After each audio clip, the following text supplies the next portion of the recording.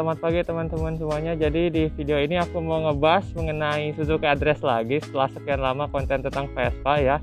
Jadi di video ini aku mau ngebahas mengenai Suzuki Address adalah matic terbaik di kelasnya. Kenapa aku berani bilang gitu?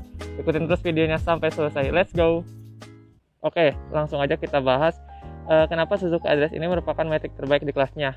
Suzuki Address ini menurutku dia punya desain yang unik ya. Eropa banget desainnya. Kalau misalkan teman-teman lihat nih, kita lihat, aku bakal liatin kayak gini desainnya dari samping, tadi dari belakang ya, sekarang kita dari depan. Oke, kayak gini desainnya nih. Oke, mungkin buat beberapa orang nggak suka sama desain ini, tapi buat aku it's amazing mengenai desainnya, karena Eropa banget desainnya kayak gitu. Oke, alasan selanjutnya adalah Suzuki Address ini punya fungsionalitas dan mobilitas yang menurutku sangat baik. Kenapa? Karena bisa kita lihat dari decknya ya. Decknya ini luas, pijakan kakinya. Oke, aku bakal liatin di sini. Aku mau nggak boncengan tuh jauh banget jaraknya. Sorry, pakai sendal jepit. Kayak gini jaraknya jauh banget sama deck. Termasuk kalaupun boncengan aku nggak bakal mentok. Walaupun tinggi aku 170 lebih ya. Ya, meskipun tinggi aku lebih dari 170, ini tuh nggak mentok gitu sama decknya. Jadi ini tuh sangat-sangat nyaman, bisa nyimpan barang di sini dan kaki masih luas. Terus kita beralih ke bagasinya. Udah dibuka. Bagasinya ini wah 20,6 liter, jangan ditanya. Ini bisa muat barang banyak. Aku pun kalau misalkan jalan jauh nggak pernah bawa tas banyak, jadi barang simpen sini sama simpen aja di depan. Jadi nggak banyak barang bawaan. Terus kapasitas tangki bensinnya yang gede itu 5,2 liter. Ya. Oh, bensinnya mau habis ternyata. Oke, kita lanjut lagi. Oke, sekarang kita beralih ke suspensi depan ya. Ini suspensi depan Suzuki Address ini menurutku cukup empuk, nggak usah diganti pakai merek lain. Menurutku shock bawaannya itu udah pas banget lah buat aku, dan sesuai banget mungkin sama karakteristik jalan di Indonesia ya. Jadi reboundnya nggak terlalu empuk tapi nggak terlalu keras juga. Jadi kalau misalkan mau miring-miring masih agak aman, dan kalaupun lurus tetap stabil kayak gitu. Sekarang kita beralih ke shock belakangnya. Kita lihat shock belakang Address ini masih standar juga ya. Ini Address nggak terlalu banyak diubah sih, walaupun udah 7 tahun umurnya, tapi ini masih part-part bawaannya tuh masih awet gitu ternyata, dan masih berfungsi dengan baik. Ini shock standarnya. Ini tuh lebih pendek sedikit dari shock Vario ya, Vario 125 ataupun 150. Jadi kalau misalkan mau ganti bisa ganti yang pakai Vario 125 atau 150. Cuma aku belum sih, masih enak soalnya. Oke, kita sekarang bahas performa. Buat performa Suzuki Address ini sebenarnya nggak terlalu istimewa, tapi tidak mengecewakan juga. Jadi kita ambil dari angle sini ya, biar lebih bagus.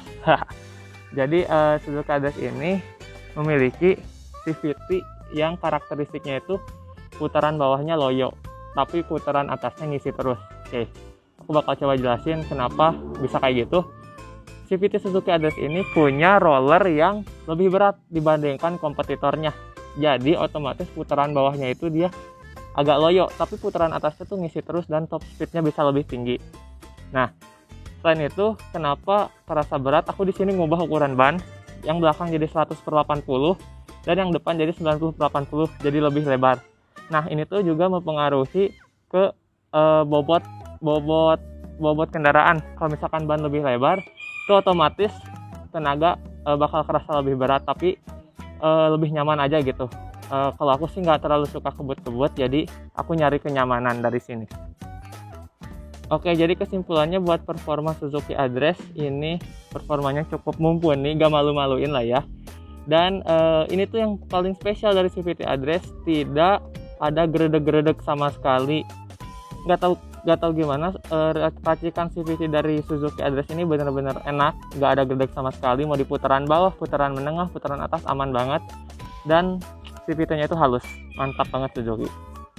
Tapi teman-teman, di balik kalimat Suzuki Address adalah matic ternyaman di kelasnya, ada satu hal yang aku sangat perlu di upgrade mungkin ya, di pengereman belakang khususnya. Tromolnya itu nggak pakem sama sekali. Jadi kalau misalkan agak ngerem mendadak agak ngeri juga. Jadi pengalaman aku pakai ini tuh remnya kurang pakem pokoknya.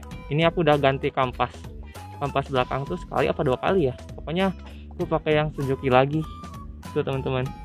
Oke, lanjut. Selain pengereman, Suzuki Address ini fitur-fiturnya udah ketinggalan banget buat di tahun 2022. Sebenarnya bisa di-upgrade, cuman aku bakal ngasih tahu sebenarnya ketinggalannya kenapa sih. Pertama, sekarang kita nyalain dulu starter motor. Starter masih letak door. Lampu, arus lampu masih AC, belum DC. Jadi masih ngikutin putaran mesin. Dan ini semua bohlam jelas ya. Kalau AC itu semuanya bohlam. Terus kayak gitu. Kayak gini teman-teman, masih ketinggalan fiturnya. Bahkan side stand switch. Sebenarnya ini suka nggak suka ya. Kalau aku suka kayak gini, jadi nggak perlu naikin standar buat nyalain motor kayak gitu. Tuh fitur-fiturnya masih ketinggalan banget.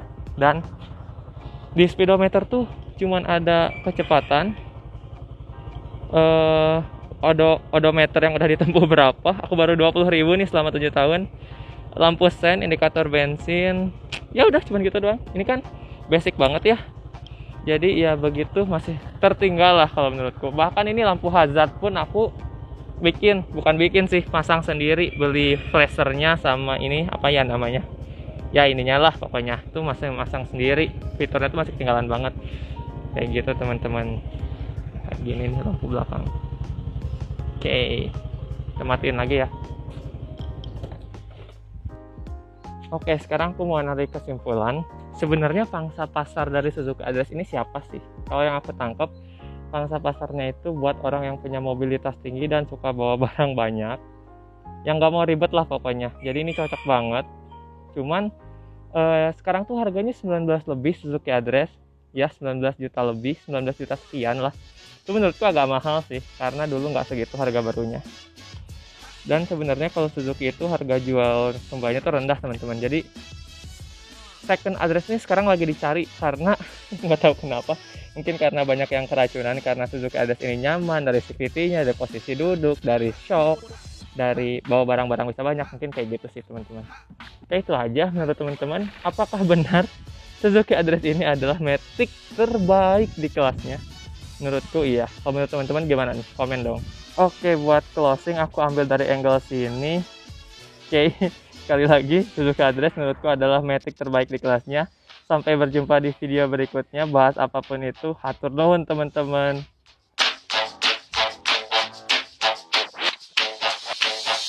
Get to making with jive boy station. When it hits you, yes, indeed. Yes, you shine.